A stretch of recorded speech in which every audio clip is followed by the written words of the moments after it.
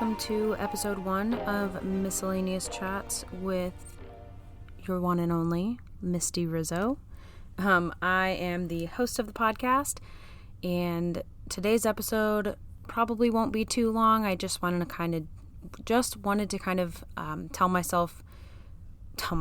tell you guys more about myself and what led me to want to create a podcast and where I plan to go with the podcast. So, like I said, my name is Misty Rizzo. I am from Houston, and I am 24, almost 25 next month. I have been married for almost 6 months now to my amazing husband, Kevin, and the last 6 months of our life have been extremely hectic, for lack of better terms.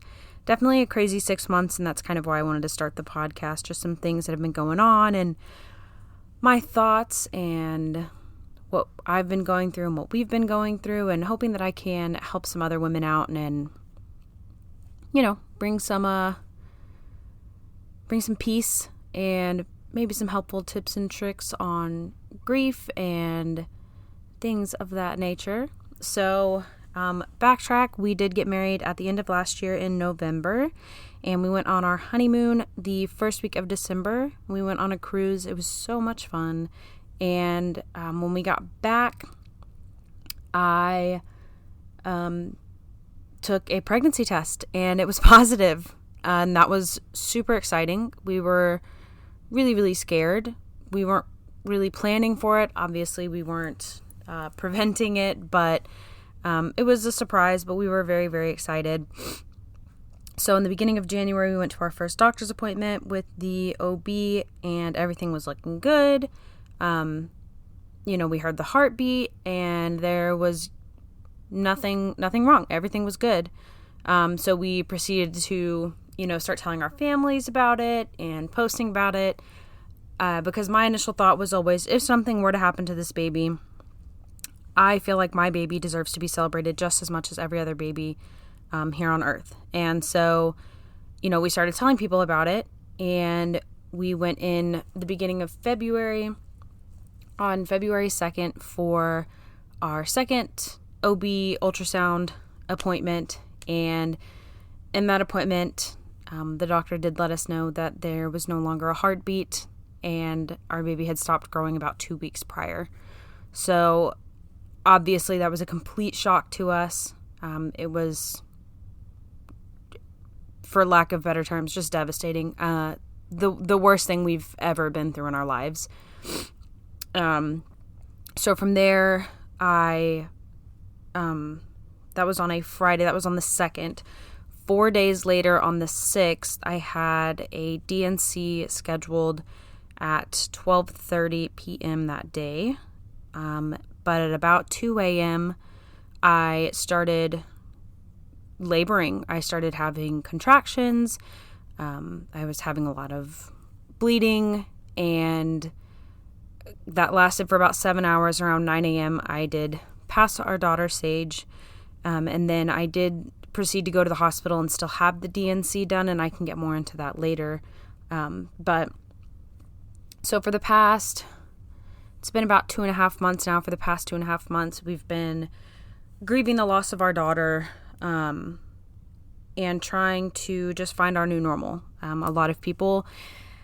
think a lot of people think that when you have a miscarriage or pregnancy loss at any point, whether it's at 4 weeks or 10 weeks or 20 or 30 weeks, I think a lot of people think that it is especially when it's early, that it is the loss of the idea or the thought of a child or what could have been, versus you're actually losing a child.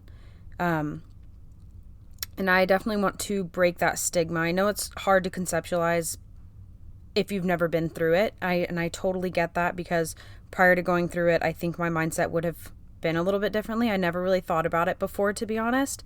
But I do want to kind of break the stigma and the tabooness of just talking about pregnancy loss in general. when you go through a pregnancy loss, miscarriage, whatever it may be, stillbirth,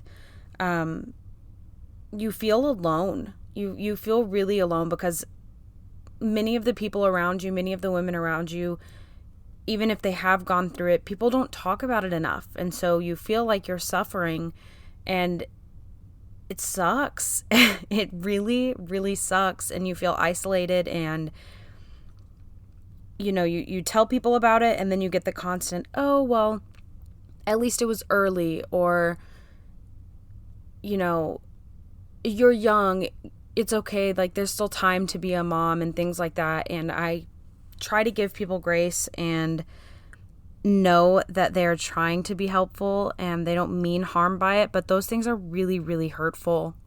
Whether it was early or not, it doesn't make a difference. It doesn't, truly.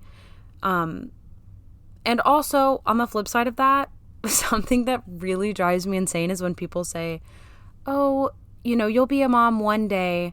And it's like, well, no, I am a mom already. My baby is just not here. Like, we are parents.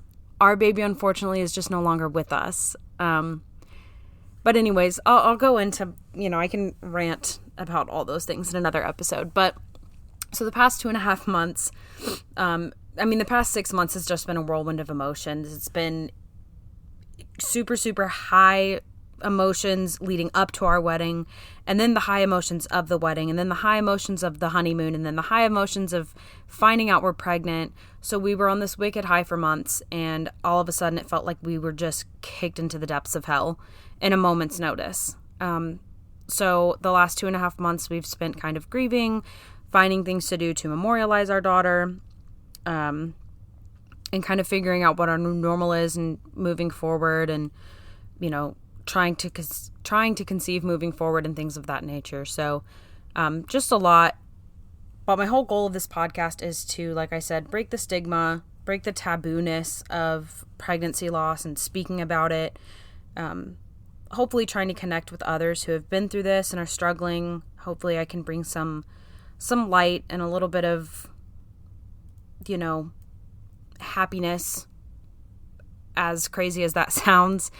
Bring a little bit of lightness to their lives, as well as helping people who maybe just want to know more about it and understand the mindset of someone going through pregnancy loss and struggling with postpartum afterwards. That's another thing people don't realize is my body was pregnant and now it's not. And so I'm going through postpartum. I am having a lot of hormone changes. My emotions are all over the place because of the grief and losing my daughter on top of all the hormones.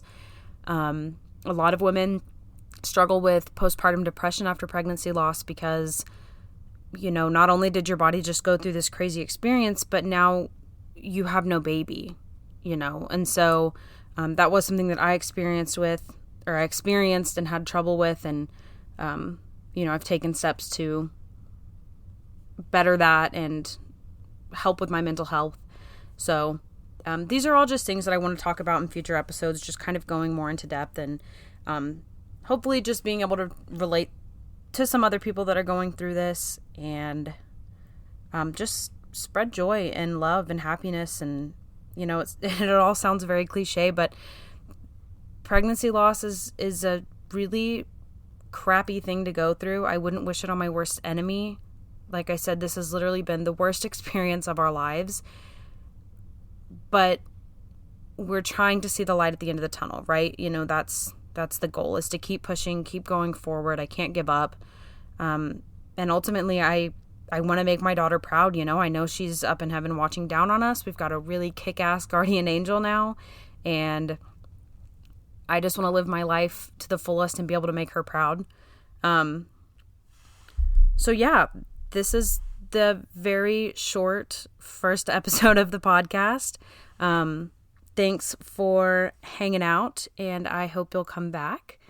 If you have any topics specifically that you'd like me to talk about, definitely just let me know. Like I said, this podcast is kind of a multitude of things, not only just the grief and going through pregnancy loss in general, but also just chatting, chatting about Jesus and how he's helped us get through this, and chatting about married life and chatting about planning a wedding, whatever. That's kind of why the title is Miscellaneous Chats. I kind of want to talk about a little bit of everything.